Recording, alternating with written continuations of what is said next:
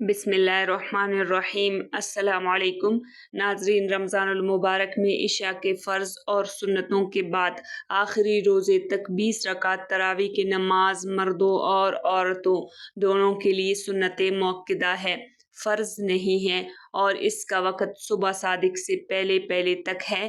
چنانچہ تراویح کی نماز اگر چھوٹ جائے تو اس کی قضا نہیں ہو سکتی، البتہ بلا عذر اس کو چھوڑنے والا نافرمان اور گناہگار ہے۔ ناظرین، خلفائے راشدین، صحابہ کرام رضوان اللہ علیہم اجمعین، تابعین، تبع تابعین، ائمہ مجتہدین اور سلف صالحین رحمہم اللہ سے پابندی سے تراویح پڑھنا ثابت ہے، اور مردوں کے لیے تراویح کی نماز جماعت سے پڑھنا سنت کفایہ ہے، یعنی اگر محلہ کی چند افراد اس سنت کو جماعت کے ساتھ ادا کر لے تو جماعت سے ادائیگی کے حوالے سے سب کا ذمہ فارغ، ورنہ سب گناہگار ہوں گے۔ جو مرد انفرادی تراویح پڑھے گا تو اس کی تراویح کی سنت تو ادا ہو جائے گی، لیکن جماعت کے ثواب سے محروم رہے گا۔ ناظرین، عورتیں تراویح کی نماز جماعت سے نہ پڑھیں بلکہ گھر میں ہی انفرادی طور پر عشاء کے فرض اور سنت کے بعد 20 رکعت تراویح کی نماز دو کر کے پڑھ لے، پھر اس کے بعد وتر پڑھ لے، کیونکہ عورتوں کے لیے تراویح کی نماز گھر میں تنہا پڑھنے میں زیادہ ثواب ہے۔ حضور صلی اللہ علیہ وسلم نے عورت کی نماز کو گھر اور گھر میں بھی اندرونی حصے میں ادا کرنے کو افضل قرار دیا ہے۔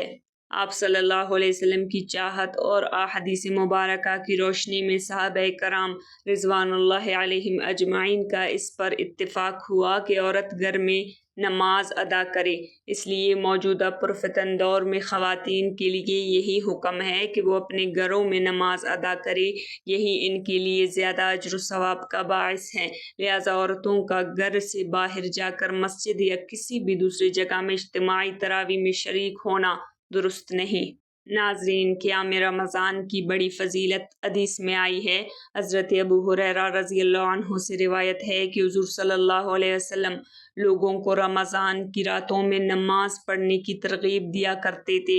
آپ صلی اللہ علیہ وسلم نے فرمایا، جس شخص نے ایمان کے ساتھ اور اللہ تعالیٰ کی رضامندی چاہتے ہوئے رمضان کا قیام کیا، اس کے اگلے اور پچھلے گناہ معاف کر دیے گئے۔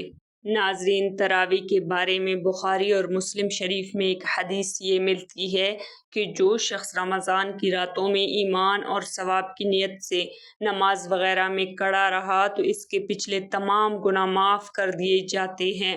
ناظرین، آج کی ویڈیو میں اتنا ہی۔ اللہ تعالیٰ سے دعا ہے کہ اللہ تعالیٰ اس رمضان المبارک کو ہمارے لیے سلامتی والا بنائے اور رمضان المبارک میں کثرت عبادت کی توفیق عطا فرمائے۔